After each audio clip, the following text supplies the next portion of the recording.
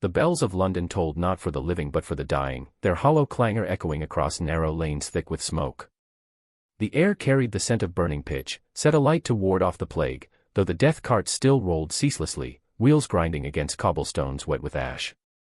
Shadows moved behind shuttered windows, whispers of prayers mixing with coughs, cries, and the thin wail of children who would not see another sunrise.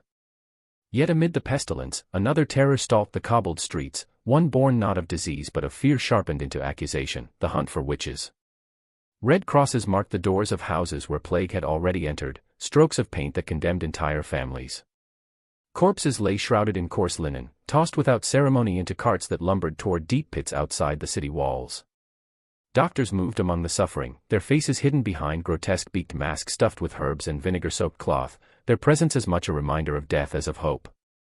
At the edge of the city, within dank prisons and cellar chambers, women waited in silence, widows, healers, midwives, accused of consorting with the devil. Firewood crackled in pyres prepared for cleansing, and the stench of rot mingled with the sharp tang of smoke. Superstition clung to the air thicker than the plague itself. Among them lived Margaret Hale, a widow whose face bore the lines of both sorrow and resilience. Once the wife of a carpenter, she now earned her place among the poor by tending to the sick with herbs gathered from the marshes. She stitched wounds, brewed teas to ease fever, and placed her cool hands upon burning brows.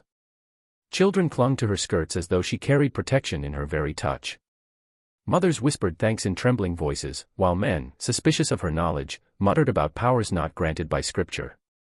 She walked the alleys where fear strangled courage, carrying little more than a basket of roots and leaves, yet the fire in her eyes unsettled those who clung to power. To some, she was salvation. To others, she was a threat.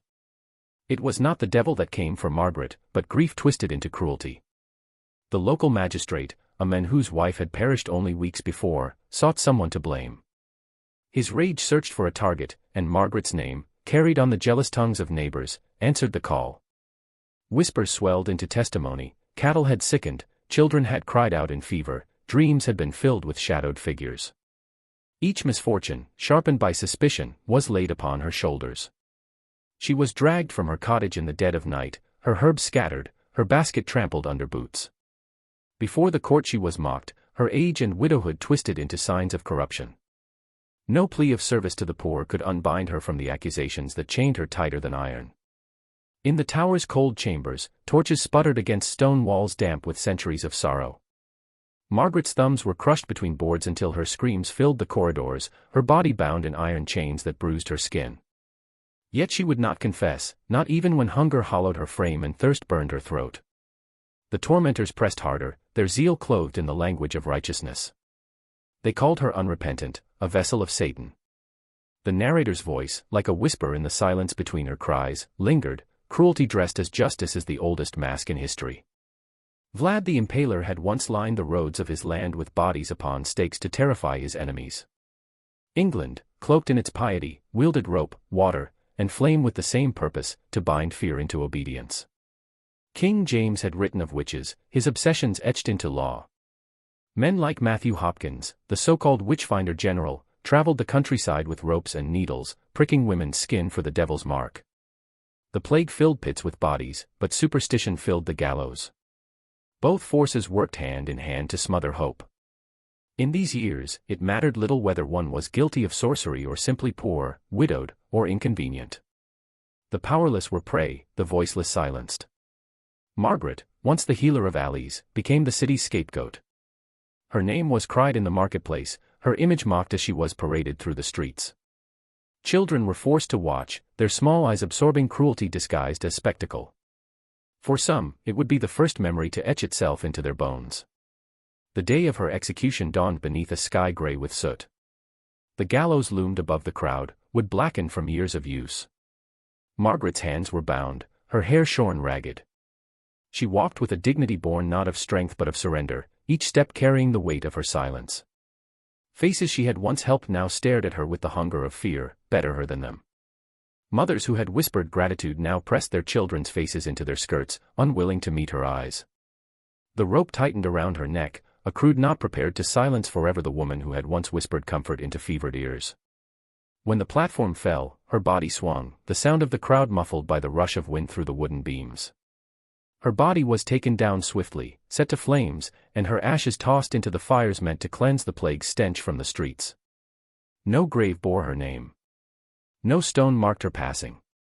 She was scattered into the air alongside the smoke of burning pitch and the cries of the dying. In the reckoning of the city, she vanished as though she had never lived. The voice of history, calm and merciless, lingered after the flames died. Not a single page in the kingdom's records dared to mention her name again. She was erased, as so many were, by the twin forces of fear and forgetfulness. Yet cruelty remembers. The methods may change, the words may alter, but the hunger remains the same. Vlad's shadow, born in the dark soils of his homeland where stakes once pierced the sky, stretched invisibly across seas and centuries. In England, it had taken the form of ropes and gallows. Soon, in the New World, it would rise again among Puritan houses and snow-laden fields, where young girls pointed trembling fingers and courts believed their every word. The shadow waited, carried not by armies but by silence, and in time it would claim new victims in Salem. Across the ocean, a village in the New World carried England's sickness with them, not the plague, but the hunger for accusations, for purity, for blood. Salem, 1692. A place meant to be a haven of God-fearing souls, yet it became a furnace where fear was stoked until it consumed the innocent. The year of hysteria began not with war or famine, but with whispers in darkened rooms and trembling fingers pointing at shadows no one else could see. Snow blanketed the fields, muffling the sound of footsteps, but inside the wooden houses of Salem, voices rose in desperate prayer. Smoke curled from chimney stacks, the air sharp with winter's bite, yet unease clung heavier than frost. Children clutched at their mothers' skirts, claiming to see specters at night, their wide eyes reflecting the candle flames. The meeting house, once a place of worship, had been transformed into a courtroom where scripture weighed heavier than reason. The toll of the church bell no longer marked time, it was a summons to witness the breaking of souls. Among the village's young women was Abigail Ward, the daughter of a modest farmer. 16 years old, she was known for her clear voice that carried psalms into the night, soft enough to soothe restless children. Her kindness set her apart, her beauty envied in silence. Where others shrank under the yoke of labor and fear, she carried a brightness that unsettled those who thrived on shadows. When she rejected the advances of a wealthy landowner, his wounded pride found a weapon in the mouths of jealous rivals. Their whispers sharpened into accusations, and soon Abigail's name was spoken with suspicion, the syllables laced with venom. Her generosity became twisted into deceit, her prayers reimagined as spells. What had once been love in the eyes of children became evidence of corruption in the mouths of elders. One bleak morning, she was seized from her father's farm, her wrists bound, her hair disheveled by rough hands. The townsfolk gathered in the meeting house as though called to witness a spectacle, not a trial. At the center, Abigail stood trembling, her eyes searching for mercy among faces hardened by fear.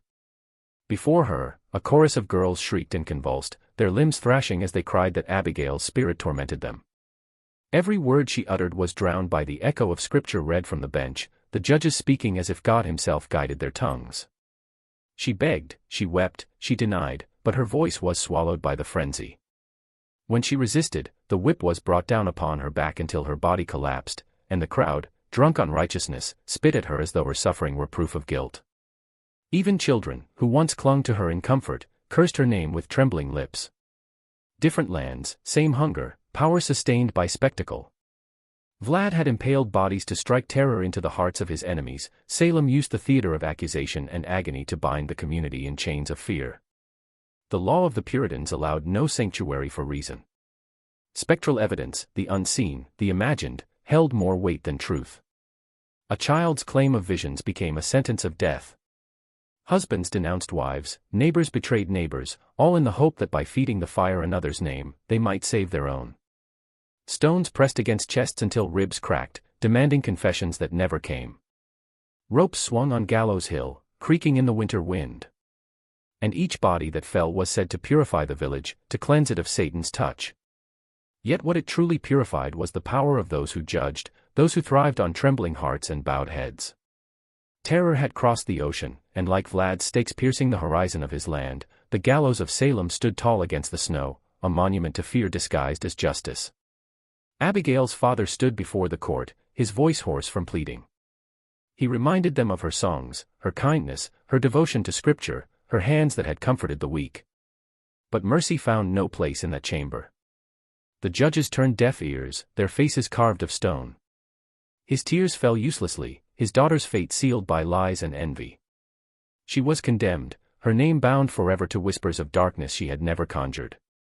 On a gray morning heavy with snow, Abigail was led to Gallows Hill. The rope swayed in the biting wind as others already awaited the same end, their faces pale with resignation. She stood among them, her hands bound, her gaze lifted not to the crowd but to the sky, as if searching for something beyond the cruelty of men. The silence of the village was broken only by the crunch of boots upon snow and the solemn commands of those who believed themselves agents of righteousness. When the platform gave way, her body fell into stillness, and the crowd dispersed as though nothing of weight had happened. Her kindness, her psalms, her bright laughter, all were swallowed by the hush of winter air. And so Salem, like London before it, erased her from its memory. The village continued its prayers, its harvests, its cold winters, leaving behind only silence where a song had once lingered. From England's plague fires to Salem's gallows, cruelty bore the same face, sanctified, justified, forgotten. History, ever afraid of its own reflection, hid these names in dust. But listen closely, and you may still hear them, in the silence after the bell tolls.